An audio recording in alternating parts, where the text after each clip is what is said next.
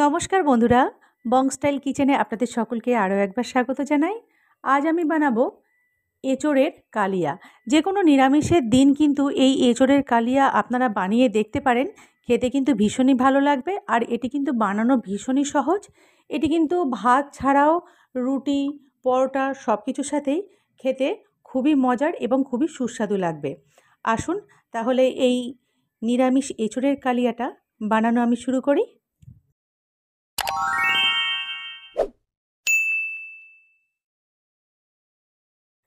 নিরামিষ এঁচোড়ের কালিয়া বানানোর জন্য এখানে দেখুন, এঁচোড়টাকে আমি এইভাবে কেটে নিয়েছি।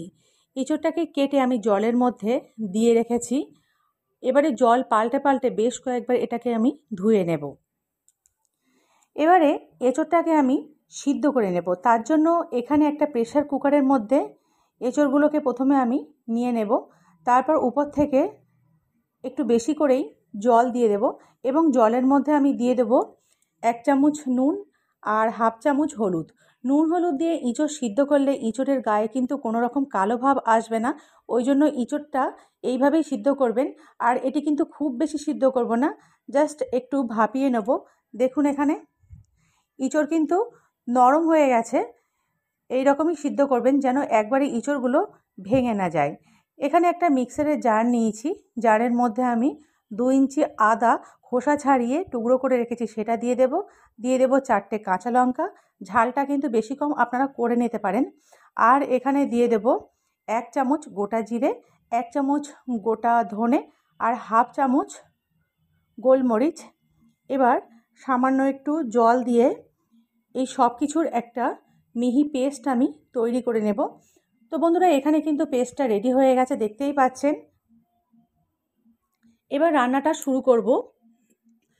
কড়াইটা চাপিয়ে আমি গ্যাসটা অন করে দিয়ে কড়াইটা চাপিয়ে দিয়েছি, এবং কড়াইটা গরম হয়ে গেলে কড়াইয়ের মধ্যে আমি দিয়ে দিলাম সর্ষের তেল। তেলটা গরম হয়ে গেলে এখানে দেখুন মাঝারি সাইজের 2টো আলুকে আগে থেকে আমি টুকরো করে কেটে নিয়েছি। প্রথমে সেই আলুটাকে আমি ভাজা করে নেব।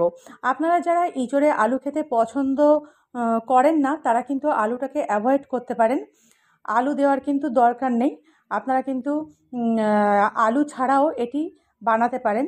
আমি যেহেতু একটু আলু খেতে ভালোবাসি, ওই জন্য সব কিছুতে আমি একটু আলুর ব্যবহার করি। তো এঁচোড়ে আমি একটু আলু দেব, ওই জন্য প্রথমে একটু অল্প নুন হলুদ দিয়ে প্রথমে তেলের মধ্যে আলুটাকে খুব ভালোভাবে একটু ভাজা করে নেব। আলুটা যখন দেখবেন এরকম লাল লাল ভাজা হয়ে গেছে, তখন কিন্তু তেলের থেকে আলুগুলোকে আমি উঠিয়ে নেব। তারপরে ওই তেলের মধ্যে আমি এঁচোড়টাকে ভাজা করে নেব। নুন হলুদ দিয়ে ভাপিয়ে রাখা এঁচোড়টাকে তেলের মধ্যে দিয়ে আলুর মতো বেশ লাল লাল করে ভাজা করে নেব। তবে এঁচোড়গুলো ভাজা করার সময় কিন্তু আমি নুন বা হলুদ দেব না, কারণ সিদ্ধ করার সময় আমি নুন হলুদ দিয়ে সিদ্ধ করেছি। ওই জন্য ভাজা করার সময় কিন্তু এখানে নুন হলুদের ব্যবহার করব না। দেখো এঁচোড়গুলো কিন্তু বেশ লাল লাল হয়ে গেছে। এই রকম যখন ভাজা হয়ে যাবে, তখন কিন্তু এঁচোড়গুলোকে তেল থেকে উঠিয়ে নিতে হবে। এঁচোড়গুলোকে আমি কড়াই থেকে তুলে নেব। এঁচোড়গুলো তুলে নেওয়া হয়ে গেলে তারপরে ওই কড়াইয়ের মধ্যে আমি আরও একটু সর্ষের তেল দিয়ে দেব। এবার এখানে ফোড়ন দিয়ে দেব। দেখো 2টো তেজপাতা, 2টো শুকনো লঙ্কা নিয়েছি, 1 চামচ গোটা জিরে নিয়েছি, 4টে এলাচ মুখ ফাটিয়ে নিয়েছি, 4টে লবঙ্গ আর 2 ইঞ্চি দারুচিনি। এই সব কিছুকে আমি তেলের মধ্যে দিয়ে দেব। আর 20 থেকে 30 সেকেন্ড তেলের মধ্যে প্রথমে এগুলোকে আমি একটু ভাজা করে নেব। এগুলো ভাজা করার সময় দেখবে খুব সুন্দর একটা মিষ্টি গন্ধ বার হচ্ছে। তখন কিন্তু বুঝবে যে ফোড়নটা খুব ভালোভাবে তরকে গেছে। তখন এখানে দিয়ে দেবো আমি 1 চামচ চিনি। তেলের মধ্যে এই অবস্থায় চিনিটা দিয়ে দিলে কিন্তু রান্নার কালারটা খুব সুন্দর আসবে। এখানে দেখো বড় সাইজের একটা টমেটোকে আমি কুচিয়ে নিয়েছি, সেই টমেটোটা দিয়ে দেব।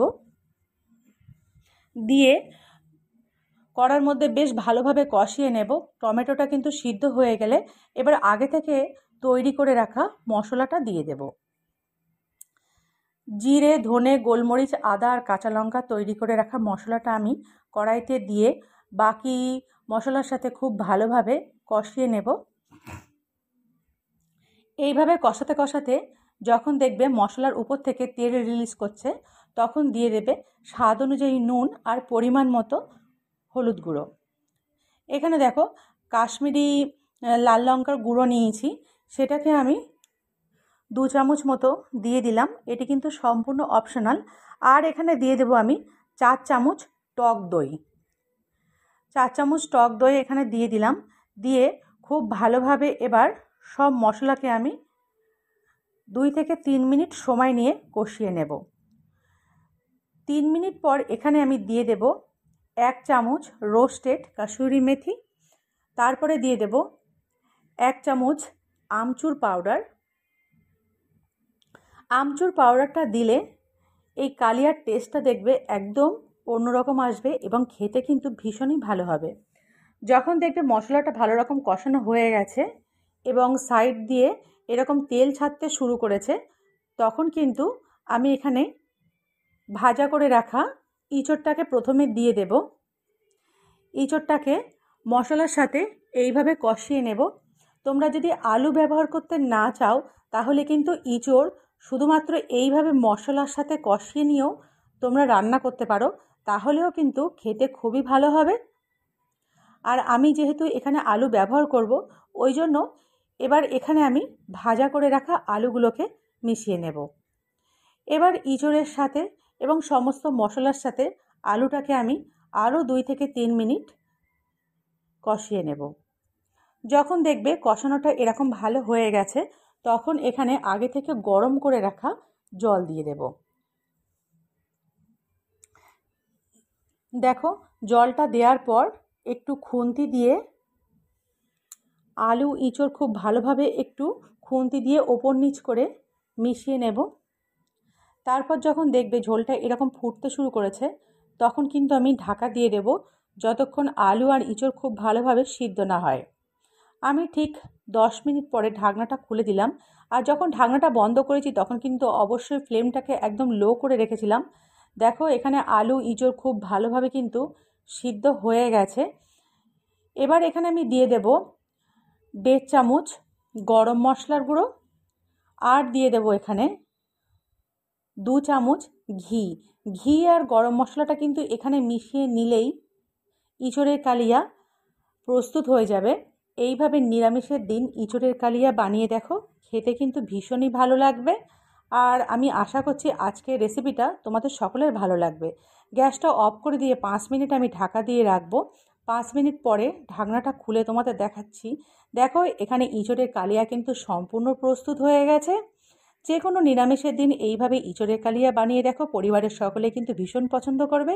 আর তোমার যদি এই রেসিপিটা ভালো লাগে তাহলে একটা লাইক করো, কমেন্ট করো আর আমার চ্যানেলটি সাবস্ক্রাইব করে আমার পাশে থাকার জন্য তোমাদের প্রত্যেককে আমি অনুরোধ করছি।